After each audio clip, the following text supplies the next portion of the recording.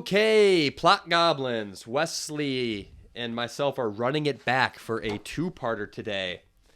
And boy, oh boy, are we excited to talk about Dungeon Crawler Carl by Matt Dinniman. God, I loved this book so much. DCC. Any book that takes me 1 minute a page to keep going and I don't want to put it down, I could inject this into my veins. Yeah. Yeah, I wrote a quick, in Goodreads, I gave it a couple of sentences. And what I've been missing in some of the books I've been reading, and I got this a little bit with the Dresden Files, is the personality of the author. Yeah. I feel like I know Dinniman. I felt the infusion of his personality into this book, and it seemed very authentic. Yes. That's him. Yes. You know what I mean? He was writing like we were just talking. Like he was reading a story back to me over beers. Yeah, there was a lot of, just very real dialogue, where you're dropping some F-bombs, and also he infused a lot of comedy, and that was something that I've missed that I got in the Dresden Files is the brevity, the light, you have maybe some dark moments, but for the most part, it's always counteracted with moments of humor and this and that, and I liked that sparky, quick-witted, I like that sparky, quick-wittedness. Yeah. And you know what I was thinking, Wes? I'm listening. This book, if you think in its essence, is a very, depraved scenario. This is an apocalypse. There's mass, there's genocide. This is a dark, dark book if you think about what it's saying. People are getting butchered. It's grotesque. Millions of people. More, even. Right? Yeah, when millions in the dungeon. Just in the dungeon alone. Not to mention all the people on the planet. Mass genocide. And it's, it's kind of got like the Squid Games element where they're making, it's like people are being forced against their will to do this. And it's like, and yet what he did that I thought was so smart is he allowed the AI to infuse a lot of comedy as well as Donut and Carl to offset the heaviness, because it would be very hard to create the world that he created with how dark without it is. Without humor. Well, it just would have been a different book entirely. So his ability to make this more, I think it had more mass appeal and almost read as like just a fun, kind of cute at times read. Yeah. If dare I say cute seems like an adjective I want to use here. And yet it was so that what he's talking about is so dark. It's like he was able to create this allegory, this comedic allegory of something so terrible, but we were able to kind of even laugh through it and recognize what was happening and know that it was bad what's happening, but he got away with it. Yeah. And if you're not familiar with the concept of the book, it reads, if you're any of the viewers who play video games, like an RPG role-playing game, as he's in this dungeon, he's leveling up and getting achievements and whatever. And I loved the achievements, the way that he wrote them. They were witty, they were snarky, and I just was getting excited for him to open these loot boxes and level up and whatever. Gamified us. I felt really like he was tapping into my dopamine, because it got to the point where if I look back, some of those scenes were a bit redundant, where it was like, go kill the mob boss, go kill this, go do that. But that is what games are. And in essence, he did tap into that sort of the dopamine hit of the redundancy. You really felt like you were leveling up and you were getting the loot boxes. Yeah, it was. So I will say, I don't play video games, so I can't speak to that perspective. But to me, it felt like, as somebody who doesn't play video games, it felt like I was in one, and it did feel, even though like on paper, it should have been very redundant. It was the same thing happening over and over again with very slight twists. But man, if it doesn't kind of get you, and like you said, those boxes, even just knowing after you killed a mob box, you could maybe what am I gonna get something now? Platinum or something, right? Like you could get something interesting. Yeah, I would say if you're a hardcore gamer, you might like this book. But I feel like as somebody that played video games years and years ago, and I don't play video games now, this was perfect for me because I wasn't comparing it to like a good video game. It was just the right amount for me. And I have to imagine, I don't think Dinniman is trying to write to video game enthusiasts per se. So if you are a gamer and you're trying to read a book that recreates a video game, good luck. Like read Ready Player One. Well, Ready Player One's Ready Player One's really good, but it doesn't. I mean, you can't read if you want to. You got to play a video game to get that experience. There's nothing like that. right? You never be able to recreate today's video game experience, but it's a different medium. You can still create a lot of the same, I think, in terms of like how entertaining it is and whatnot. But I think you get a lot more with this book because you get some character development. You know what I've been dying for is a little sidekick pet that can talk. And I'm so happy that he picked Donut as this just like Polynesian white furry, like the sassy cat. If you look up sassy cat in the dictionary, it's a photo of a white donut. I didn't think I was gonna like that. I thought it when she was introduced into the novel, I was a little bit concerned that I'm like, oh, is this gonna be one of right? Kind of woke a little bit, or no. I just thought it was gonna be just kind of. I wanted it to be a little darker. Like I thought, right? And I'm like, we're gonna talk. I wanted a talking animal, but I think he blended it all well. I think the snarkiness and the sassiness is exactly what this needed, because if it was just overly funny and like actiony, I needed something that was like just poking a little bit. And I loved Donut's character. Oh my God. I did too. I thought it was a super fun read. And, you mentioned it kind of as a palate cleanser and stuff. And it's like in Brain Candy. And it's like, those are two apt descriptions for this book. It's nothing, it's no Red Rising, right? No. Like it's just a fun, it's just a very fun book to read. There's a couple tendrils of complexity woven in here and there, and it does allow us to do some predictions potentially and things like that. And you get some intergalactic politics in there, like that's the complexity. Because there's seven books now. Yeah, I think so. And so, it is redundant, and it is a lot more of the same, but Matt weaves in this politics where it makes me want more. If I didn't have that piece, I'm like, I don't really care to read about Carl like killing more monsters.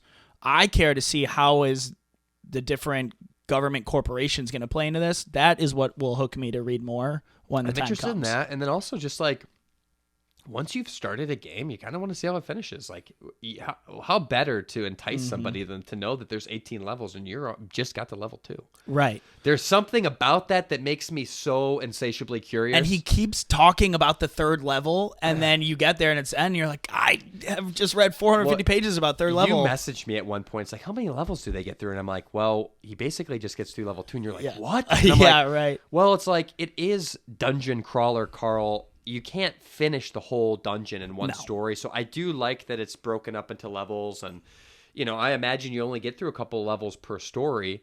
But he has got such a good imagination. And I will say this. This is very creative. Insanely. And it starts with such a crazy turn. I mean, the whole world, every building capsizing in on itself at 3 a.m. is such a mind-boggling concept where effectively the way that I understood it was the mineral rights had been sold thousands of years ago because unless certain conditions were met. And so like the Egyptians essentially were when the pyramids were built by this, extraterrestrial entity that basically said, hey, this is what we do. We're going to be doing this thing. I believe there were conditions that must not have been met. Effectively, that was sold. And so once it was time for a new season, Borant just was always going to do this. But well, so what happened was then, actually, it was even before the Egyptians, it happened, because the extraterrestrials actually seeded Earth. And so they created all of the life on Earth, and then when the pyramids came was when the debt was due, and they couldn't pay the debt, and then the corporation just had other shit going on, so they never collected on it until this book. Because that's an interesting element too, is that there were a lot of like extraterrestrial plants in society, right? Well, no, a big thing that they talk about in this, or that Carl realizes as he's going through here, is that this boss seems like a human in a monster's body. And he talks to Mordecai and he's like, well, yeah, a lot of the cultures are similar across all of these planets and solar systems. But then they merge the two so that the viewers of the dungeon crawl can at least like I don't know what the word is, but like feel a connection to it, Oh. where it's not just like totally random. Yeah, that's a good point. Yeah, they didn't want it. They wanted you to be able to kind of be able to navigate this and have some semblance of normalcy, I guess, Right. and be able to. You know what? Speaking of mob bosses that are sentient, I just had a thought because do you remember that first mob boss? It was like the super obese lady, Yeah, the hoarder. the hoarder, and with the cockroaches coming out of her mouth. Mm-hmm. At the very end, when he's about to kill her, basically, I think does he step on her throat or something? I can't remember what he does there with his feet. Yeah, he steps on her. He steps on a lot of people's heads. Well, because the AI seems to like to have a foot fetish. Yeah, which yeah. is hilarious. I love that in one of the loot boxes they give him the pedicure kit. I know, and then so he'll never wear shoes because he Yeah. he levels up. It's a buff. But anyways, she's speaking Spanish. And so I held Google Translate over it, and she was saying some messed up stuff about her interesting. daughter and wanting to get back to her daughter and like, please kill me, like, Yeah. and like speaking to God and stuff like that. So these I'm wondering, because not to jump so far ahead, but at the end we learn in the epilogue that these mob bosses and these characters, the antagonists that are planted inside of the dungeon have past lives that seem to be suppressed. Some of these seem like in NPCs, or like, remember the goblins can't actually hear what the enforcers are saying unless there's very specific commands. Yeah. And then that changes at the end. I'm wondering, like, the longer you're in there, or maybe certain things could happen that trigger certain branch situations that's unpredictable within the game that allows them to snap too. And it seemed like that particular mob boss, the game was set up so that she was obese and that these cockroaches, she couldn't stop that. Right. But in the back of her head, she is real. Yeah. There is a life. She's being tortured and she's wanting him to kill her. Well, they even talk about there's a scene where Zev, who's one of the like governing works for corporation Borant, that right? runs the dungeon this season, she's talking, and there's a quick sentence where one of the show admins is a human. There are humans in the dungeon that are like running some of the show. And I don't know if you caught that, but there's more than just goblins and ghouls. I liked that when Zev sort of like stepped out of line a little bit, where she gave him a heads up on that. What was that beast called? Oh, the elemental. The elemental 99 or something. 93. 93. Well, when she gave him the heads up, she got punished for that essentially, and the AI can hear you, and like, so it is really interesting, and there's a lot of time where even Mordecai has to bite his tongue, but then like Mordecai even spilled certain elements, so it seems like it's really interesting, because I like that it seems like there are characters that work for the corporation or that part of the game that seem to be on Carl and Donut's side, Right. So it's not like the war is really probably against the game itself. Right. Everybody is a product of it for the most part, including Mordecai lost his brother there. Yeah. Even Odette in her show, she played the game. She made it to the 13th level or something. So everybody was forced to participate in this thing so much bigger than them. Yeah. They're spiteful of it, and it seems like they'd like to enact vengeance, but they can't. Yeah. So it seems like they might see something in Carl, though, because they're spilling things to like, I don't know.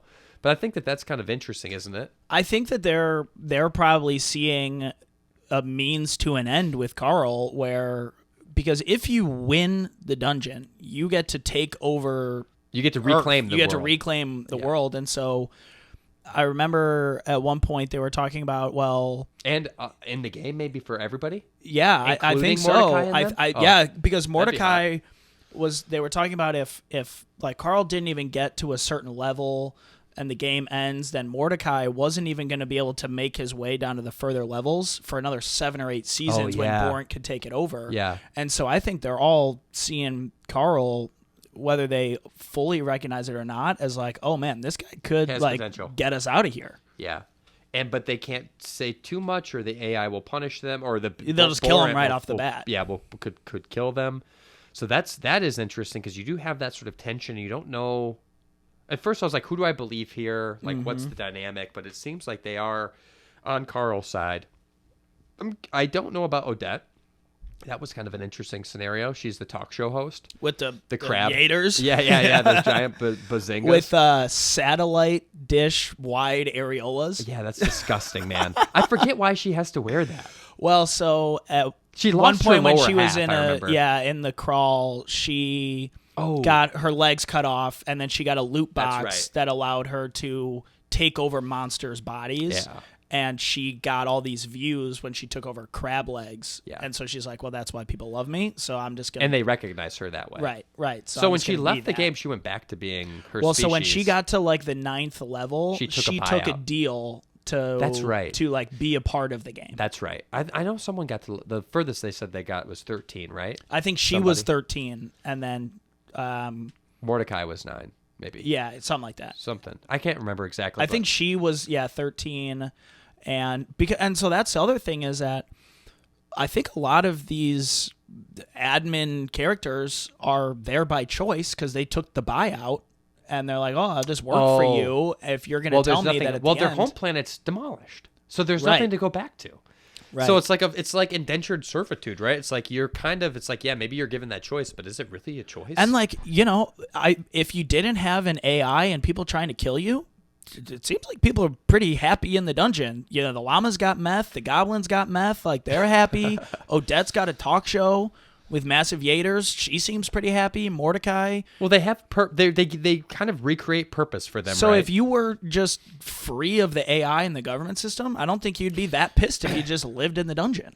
If you could get over the fact that you were forced into that scenario, right. Well, they might be over that part. Would. Well, they seem to live forever, right? Like you're talking, do they age here? Like that was something else I was wondering because you're talking. I think they said like decades and decades of time. Remember, Mordecai was like, we've been prepping since the 60s for this. Yeah, right. So that's also interesting. But something you said when you were talking about the AI reminded me. The AI is the AI, right? So it's not Borant. It's not any of those other companies. It is this standalone governance model, right, that controls the game. And then other corporations get to enact variations of the game in different worlds, right, for different seasons. Right, yeah. And there seems to be some sort of system wherein everybody gets to have a share of the game, right? But the only thing that's not controlled is the AI. Yeah. It seems like. Yeah. So I wonder how that could play out. Who controls the AI? That'll be interesting to find out. Yeah, I'd be very interested to hear about that. And I think how does it develop preferences and proclivities? Like, all of the boxes that they get are curtailed to the actual person themselves and the game player. Yeah, and I do think that the reason we're able to think about this is that Matt does a good job of kind of holding our hand and leading us there a little bit because he talks about, like you said, they get kind of handpicked on what people get, and is that Borant giving them? Is that the AI giving them? Because I get the sense that I don't know if it's the corporation that's giving them the boxes or if it's the AI.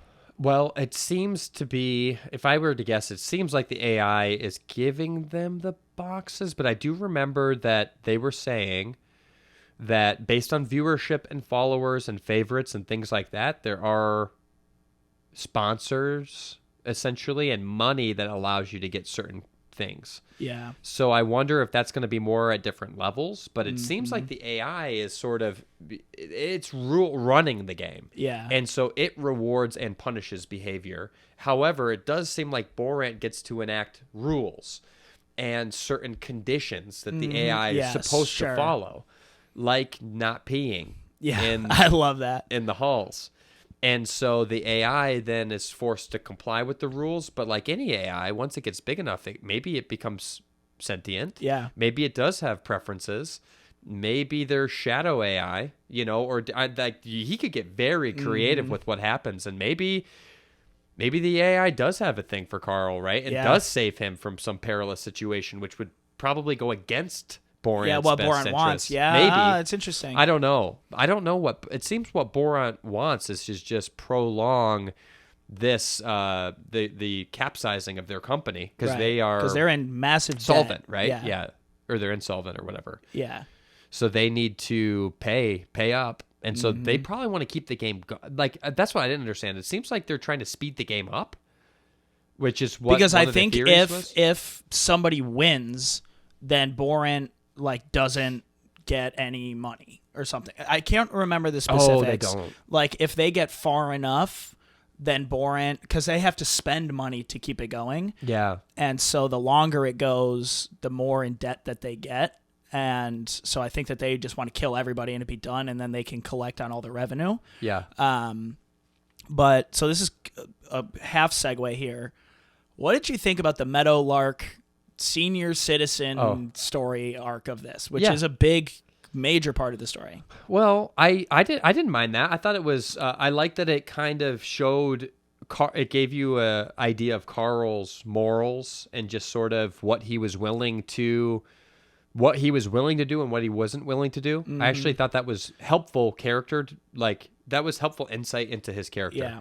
So I did like that. Well, like you said, there's a lot of people that die in this book, and it gives, if you didn't have Carl helping these senior citizens, then it would be just him killing monsters. Right. And it does allow him an opportunity. And also just being okay with it. Right. So it was an outlet to show that there's like, he has standards, you know what I mean? And he knows who he is, and he has you will not break conduct. me. Right, you will not. Yeah, so maybe that's part of it too. Is like he won't corrupt himself. And look, I don't know, not like corrupt as in like he's this hyper religious guy or anything. I don't think it talks anything about that. But he does have very clear boundaries in terms of what is acceptable, you know, and like what he's willing to participate in and not. Which I do like how he talks back to the co-hosts, right? Or he talks back to the show hosts, especially the royal guy. Yeah. The piggy guy or whatever. Piggy Porker. Piggy Porker boy. Well, and he grapples with that with Donut, because Donut gets on camera and is just loving it. Yeah. And he's like, oh, man, God damn it, Donut. Yeah. And even Mordecai is like, don't sell yourself. They're going to offer you something and don't take it. Yeah, that's a good point. So you have to maintain a certain constitution, right? And so I do respect that. And having the elderly folks in there showed you part of his heart and what he, you know, and frankly, he's the one that's kind of forcing compliance from Donut. Right. Donut's also a cat, right? Like she can't be as, it does seem like she has the emotional maturity and things like that of a human, but her stats are, you know what, something I realized? Her stats are through the roof on everything, and yet it's including intelligence, which is way high. And it's charisma. Her charisma is very high too, but her intelligence is in the 20s. And yet it seems like all of the intelligent dots are coming from Carl. So I believe Constitution, they were saying, has something to do with the ability to like fully recognize the potential of some of those other stats, which I thought was... Well, there is a point where early on in the book, when Mordecai and Carl are talking about the stats, and Mordecai's like, oh yeah, we cut intelligence out, like that's no longer a stat. Is that the one? Are you sure? Intelligence it was either wisdom or intelligence. Wisdom. One of the two wisdom. they cut out. Yeah. And then so fast forward, Carl's talking to Odette, and she's like, yes, what you don't recognize is that intelligence or wisdom, whichever it is still there. It's just baked into the stat of Constitution. And so just because you have a lot of Constitution doesn't mean you're smart. Right. Or just because you have a lot of intelligence doesn't mean you're smart, right? Well, I think what in the specific, she's saying Constitution is not intelligence. So just because Donut has all of this Constitution, she's not smart. She doesn't have Constitution, right? She has high intelligence and charisma, but her Constitution is very low. It's my understanding.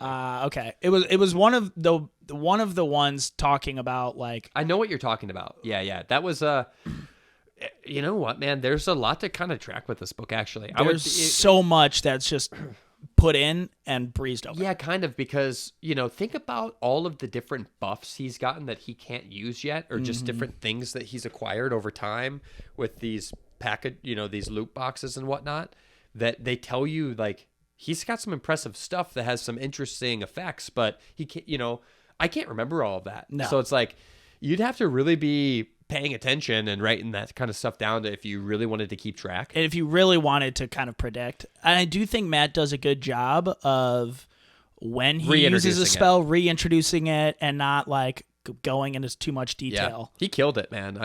Like, for what this book is, I think he did. You know what else I'm really happy that he didn't do, which he could have at the beginning?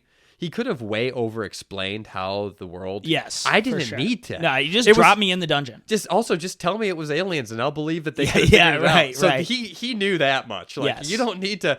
Whereas I think you could have done that, and it would have really taken away from it. Like, for example, a Sanderson loves to tell you how something happened. The physics of it, the intricacies, all of this kind of stuff.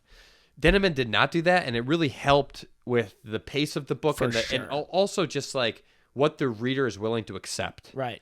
If I'm willing to accept that, I'm willing to accept a lot. Yes. Which means you can introduce the most bizarro world concepts ever, and I'm not going to question it. Everything's fair game now. Right. He created a world where anything is actually possible. That's why it's so hard to predict what can happen, because he could take it in a lot of directions. Every page, who could have thought that there was going to be a pyramid scheme of moonshine with fairies? The rev up? Yeah, that was kind of silly. Insane. You brought up a point about Matt, his writing style being just very casual and funny and whatnot, and it reminded me of this book, Black Tongue Thief. I was wondering why you had that here. This came out... you didn't like that in book, 2024. No, I didn't. But the writing style is very similar. Oh. And I didn't like the ending of this book. I liked... Barnes & Noble had it when it premiered. When I was reading it, I really enjoyed it, but the ending wasn't great. Oh. I was never going to not finish it, but the ending just really pissed me off. But the writing style is what kept me there. It was funny, a lot of F-bombs. Now, I wish that I had listened to the audiobook before I got all the way through, because I didn't even realize that the guy was Irish. But anywho, maybe you'd like it, maybe you don't. Similar writing styles. Yeah. Yeah, that's interesting. This is the first book I've read like that in a while. Like I said, I read like 4 or 5 of the Dresdens, so that has a similar, but this isn't a class of its own. I mean, it really has so much personality. This book is chock full of personality, and it's easy to read. I wouldn't say it is a page turner per se. Like, there's nothing innately about it that's happening that you have to know what's next, other than the way that it's structured hacks into you. It's gamified the reading experience. It's true dopamine. It's just like you just got to know the next mob boss. I know he's gonna win. He's gonna win. And I know that they have these healing spells and such where they can come back from the brink of death. Hey, what'd you think about that one bro lizard? Oh, the weightlifting I like guy that is one. Like, bro, that hurts. That hurts. And he was like, he's chucking 45-pound weight plates everywhere. Yeah. I thought that was kind of funny. Now, oh man, I was about to ask you something. Sorry, I do. No, it's okay. Would you? We're podcasting on number 1. I want to read the other ones. Yeah. Do you feel like you would want to have episodes for the other books, or just read them between books? Obviously, we read books in between. You read the Dresden Files. I read whatever. I don't feel the need to. I don't know. How do you feel? Would you want to podcast on the other ones, or just read them at your own leisure? You know what we probably could do? I don't. To be frank, when I finished this book, I thought, do we podcast on this? Yeah. Do we just get into our next book, which we'll reveal at the end of this podcast? Yeah. And then I thought, you know what? Why not? Well, we're here. Because it's fun.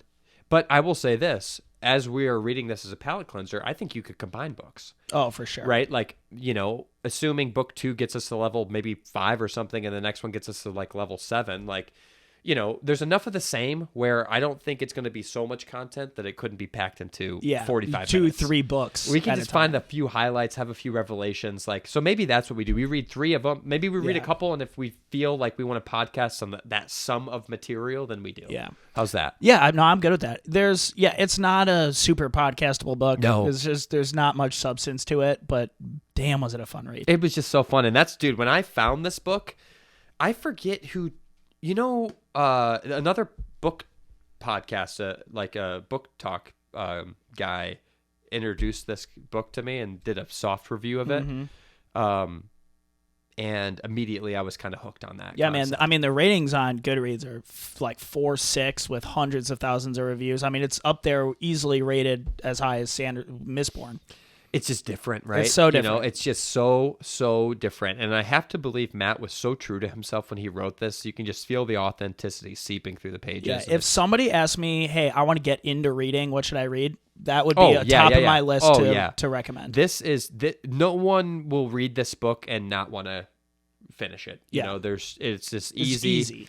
It's easy. It's fun. I did read on Goodreads that people talk about the person that does the audiobook is one of their favorite narrators of all time. They would have to have a lot of they say that is one of their favorite audiobooks of all time. Yeah, I'd love to listen to it actually. Maybe I'll. So maybe I would maybe like the next book just go straight audiobook. Go audio. Yeah, because it's not like you're challenging yourself by reading it. And I don't have to pay attention. Right, you can just kind of zone in, zone out. I was going to ask you. I know there's not a ton of substance per se, but I did want to ask you about some of the Rory stuff. Yeah, I thought that the ending was actually kind of interesting, where she was named by Donut, which was a hack, basically, that somehow allowed the AI to recognize her as a not a combatant, not just a goblin, a number. Yeah. So she recoded herself effectively. So that seems like a hack that's going to get exploited. Right? Yeah, because she started naming other people, and Damien was like, no. Well, no. He sent the hard shells or whatever. Yeah, he was like, no, we're going to kill you. And then she was some quick thinking while having a brain addled by meth and moonshine, was able to think through a pretty smart, because she can cast spells, because she's kind of like I forget the type of goblin she is, but she is kind of like a wizard goblin or whatever. Yeah. Or I forget what they referred to her, or shaman or something. Shamanka. So she had imbued some sort of spell that reversed the revenge spell. It's like Ron's broken wand in Harry Potter. So that's a good point. That's a good point. Eat slugs. Yeah, that was good. But I'm interested in that subplot too. Yeah, that was a funny, unexpected subplot. Yeah, and I think that he did a good job of capturing the essence of these characters, where she recognizes that Donut pretty much gave her an expanded perspective on the world, but she also recognized that Donut and Carl killed her whole family, and so she's conflicted of what do I do? And also, the AI asks her, "What do you want?" And she goes, Revenge. That's a great point. And then she gets also, what was the AI? She gets teleported backstage. Well, when the AI asked her that, died. No, when the AI asked her that, I was perceiving that as the AI's like, "What do you want to not continue what you're doing and making all these people sentient?" And so they teleported her backstage. That's a good point. And so they're going to allow her. I thought. Yeah, like the llama grandma. Yeah. So they're now backstage, and so I'm assuming that the AI is going to try to might have been a plant to try to empower them, or try to mess with them too. So that'll be interesting. And then the other plant that is totally worth noting is Agatha, who came in with the Meadow Lark Senior citizens. And which is very interesting because they're like, well, she's a level 4. She hasn't gone through training. She's just a crazy homeless person with a shopping cart. But what you find out at the end is that she was the one that started the fire that got all the senior citizens out of the building. Yeah. And essentially got them there. And when Zev is like, hey, the Meadowlark story is over, and now you have this story, it's almost like Agatha got all those out because she knew that was going to get Carl to where he needed to be today. Yeah. Yeah. And, it seems like she is potentially going to be advantageous. Going to help Carl for sure. And to try to take down Borant. Yes. And ostensibly she works for the debt collector. The debt collector company, because when Carl included her shopping cart in his inventory, you find 3 weapons that a new tab had pulled up in his HUD that showed that there were 3 weapons that he no longer possessed. Like crazy pulse rifles. And an inner dungeon communication system. Yeah. So that's huge. So and he realizes, the only other way that could happen if that was Agatha's. Mm-hmm. And he nearly brought it up to her, noticed a flicker of something that told him, no, like, don't do stop. This. People are watching, people can hear, and he kind of, redirected. Hey, his you have a thought. squeaky wheel. Yeah, I want to talk to you about that. I want to talk to you about the your squeaky wheel on your cart. Yeah. So I will say it was a good book, man. Let's talk ratings. What would you give it? Put it respectively, right? Like you don't need to Yeah. Pure enjoyment. All things. I come in at a 8.8. Nice. 8.8. Nice. I was thinking like a solid 8.0. Yeah. But it was really good. It was brain candy. It got a little redundant. I would have liked to maybe had gotten to level 3. It's a slower burn than that. It's just a little bit. It's a little slow. I am happy that Matt is incorporating politics into it, and it's not just straight up like just monster after monster. No, it is bigger than that, right? And you have the AI, and you do have all these business interests, and not knowing what's going to happen there. It was a good book, man. I'm glad we read it. Yeah, I'm very happy. But now Wes and I are taking probably the biggest leap ever in our reading career, tackling probably the biggest chunker that we've ever read.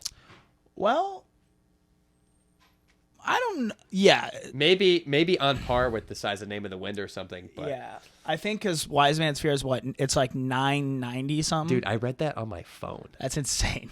On the Stairmaster. That's insane. I know, that's so gross. I think about that a lot. That's insane. I think that's why I'm nearsighted now. Yeah, you definitely need stronger glasses. I gave myself nearsightedness because I read A Wise Man's Fear on my phone. That's insane. But we are going to read Way of Kings. Yes, I need a Sando ranch Brando in my Sando. life. And we've been itching for that Sando sauce, baby. And this solidified me being ready to take down a 1,000-page book. Yeah. Which people say the first 800 pages are just a drag. Just a slog. And so I'm okay with that. We're in Detroit. I'm on it's record. cold. I'm a Sanderson slut. So it's gray outside. I want to snuggle up and just get buried by a Sando ranch. I'm ready for it. All right, plot goblins. Well, Wes and I are going to sign off here, and we're excited. We know a lot of you are really into the Sanderson stuff, and that's a lot of folks who have commented. That's been our most commented stuff, and we're excited to get into the Stormlight Archive too. So this is going to be a journey. Read along with us, comment with us. Like, let's get in the weeds again. We're excited to do some good old fashioned plot. Do we goblining. think we want to do Way of Kings in a 3-parter? Well, let's see how it feels. Yeah, and then maybe we'll break it up from there. Yeah. So. All right, kids. Good to see you. Bye-bye now. Bye. Let's go.